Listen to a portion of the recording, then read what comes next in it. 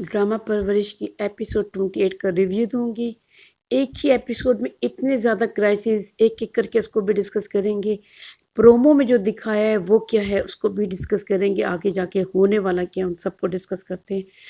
हमें ये नहीं भूलना चाहिए कि ये जो ड्रामा है ना, ये परवरिश है। परवरिश ड्रामे में हमें सिखाने के लिए असल में है कि इस ड्रामे में बहुत सारी ऐसी चीज़ें जो सिर्फ हमारी लर्निंग के लिए, कुछ हमारे वालिदैन के लिए, कुछ हमारे बच्चों के लिए। ठीक है, हम देखते हैं कि अव्वल तो देखिए क्राइसिस ड्रामे में सिर्फ नहीं दिखा रहे, हमारी ज़िंदगियों में भी आपने नोटिस किया होगा कि एक साथ कभी कभी बहुत सारे क्राइसिस आ जाते हैं।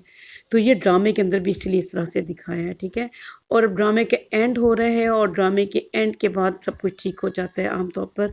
लेकिन चीज़ें कैसे ठीक होने जा रही हैं एक एक करके डिस्कस करते हैं। प्लीज़ वीडियो की एंड तक रहिएगा।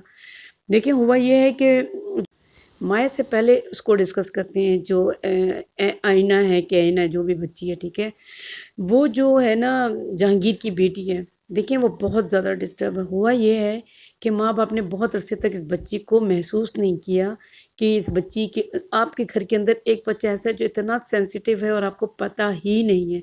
तो वालिदैन के ज़मीर को जगाने की कोशिश की है कि अपने बच्चों पे नज़र रखें, आप अपने बच्चों की फ़िक्र करें, उनकी एक एक चीज़ को नोटिस करें कि बच्चा अकेले तो नहीं रहने लगा, बच्चा नाखून खा रहा है, बच्चा कुछ ऐसी एक्टिविटी कर रहा है, बच्चा खामोश रह रहा है, बच्चा एक्टिविटी में हिस्सा नहीं ले रहा, दोस्त नहीं बनाता।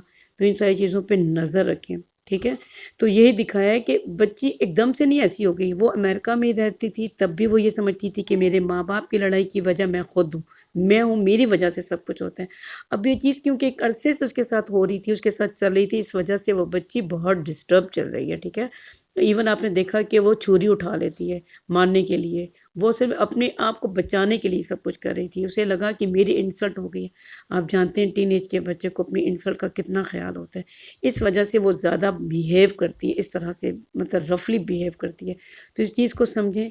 इस एज के बच्चों के साथ बहुत शदीद किस्म का गुस्सा नहीं दिखा सकते वालिदैन, चाहे बच्चा कितना ही गलत करे, लेकिन बहुत प्यार से उसे समझाना होता है। अपने बच्चों पे नज़र रखें। यही वजह है कि ये बच्ची बहुत ज़्यादा एग्रेसिव हो गई। लेकिन इन द एंड दिखाएंगे थेरेपी के पास, जब वो थेरेपिस्ट के पास जाएगी, ख़ुद से जाना शुरू करेगी, आहिस्ता आहिस्ता वो ठीक हो जाएगी। ठीक है, ड्रामे को ठीक कर देंगे, एंड सब कुछ ठीक हो जाएगा। लेकिन लर्निंग ये है पेरेंट्स के लिए कि अपने बच्चों पर नज़र रखें। अच्छा, ये सीन देख के ना मैं भी डर गई। जब बाप बेटी को देख रहे, एक जवान लड़की है एक अजनबी लड़के के लिए इतना डिस्टर्ब है कि उसको लगता है कि वो बेहोश भी हो गई है, वो मरने वाली हो रही है। उसे इस बात का बिल्कुल ख्याल नहीं है कि बाप खड़ा है, माँ खड़ी है, वो रिएक्ट करिए, क्योंकि उसे होश नहीं है। उसे पता लगा है कि वली को गोली लग गई है। अब वो इतना डिस्टर्ब है।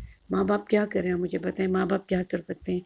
बहुत अच्छा पैगाम दिया है प्रोमो में कि अगर जवान बेटी इतनी शिद्दत किसी के लिए दिखाई ना, तो मैं ज़ोर ज़बरदस्ती उसके साथ कर सकता हूँ, क्योंकि या तो फिर वो लड़की घर से भाग जाएगी या ख़ुदकुशी कर लेगी।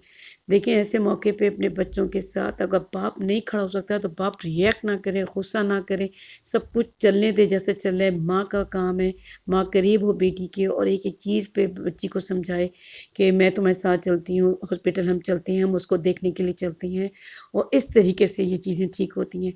बेटी को महसूस होगा कि मेरे साथ मेरी माँ खड़ी है, मेरी तकलीफ़ को माँ समझ रही है। बेटी ये ना देखें वो अजनबी है लड़की के लिए, ये देखें कि वो मोहब्बत करती है। मोहब्बत में कोई रिश्ता नहीं होता कि वो मेरा शौहर है या वो मेरा फियोंसी है, बस मोहब्बत होती है।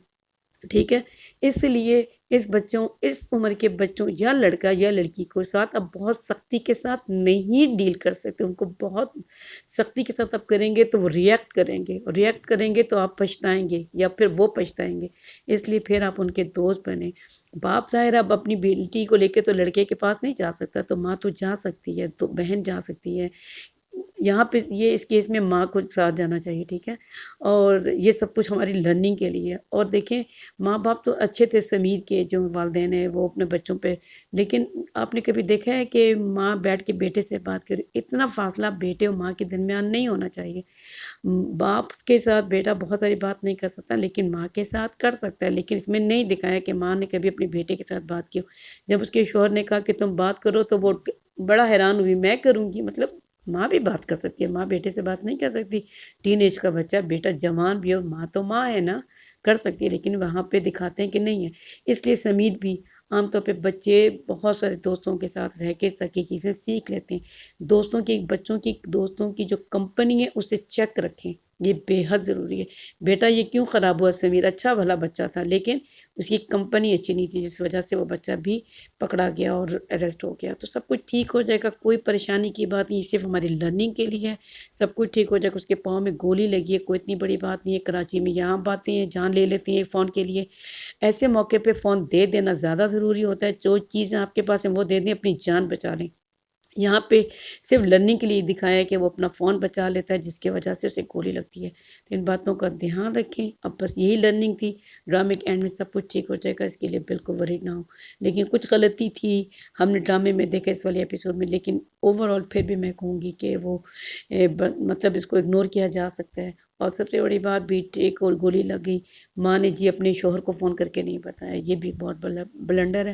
یہ میں بھی نیکسٹ ایپیسوڈ میں بتا دیں. بہرحال اور یہ کہ ولی ایک بڑا میوزیشین بن جائے گا، ان کی منگنی ہو جائے گی اور سب کچھ ڈرامے میں اینڈ پہ سب کچھ اچھا ہو جائے گا. ٹھیک ہے، یہی میرا ریویو آج کے لیے. خدا حافظ.